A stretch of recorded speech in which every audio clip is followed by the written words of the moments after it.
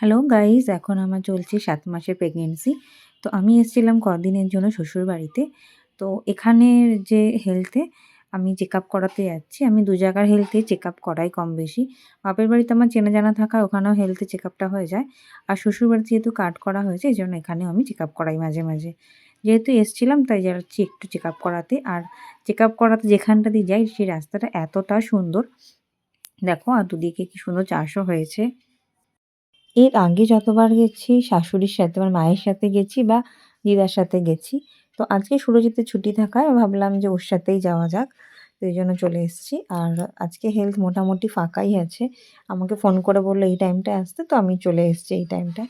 তো দুজন একজনই হয়তো আছে, তো চলো ঢোকা যাক। তো ভিতরে গিয়ে বলাতে ও বলল আমাকে ৫ মিনিট ওয়েট করতে। তো আমি এখানে বসে আছি। এখানে মোটামুটি ফাঁকা, আর কেউ নেই। ২-১ জন ছিল, তাদের সব হয়ে গেছে। সুরজিৎ দাঁড়িয়ে আছে বাইরে। আর এখন আমার সাথে আসাতে ওর একটা সুবিধা হয়ে গেল। বলল ওকেও চেকআপটা করিয়ে নিতে, মানে যে সুগার আর প্রেশারটা একটু চেক করিয়ে নিতে। তো ও যেহেতু আসে না আর ও করানোও হয় না, এখন তো হেলথে এরকম সিস্টেম আছে যে সুগারটা প্রেশারটা চেক করে। তো এইজন্য আমার সাথে আসায় ওরও সুগারটা প্রেশারটা চেক করানো হয়ে গেল। আমারও দুটো একটা চেকআপ ছিল, সেটা হয়ে গেল। তো এখন আমরা বেরিয়ে পড়ছি বাড়ি। আর ও আমাকে বলছে যে আমার জন্য নাকি ওর হাতে ছুঁচ ফুটিয়ে দিল, মানে সুগারটা টেস্ট করার জন্য।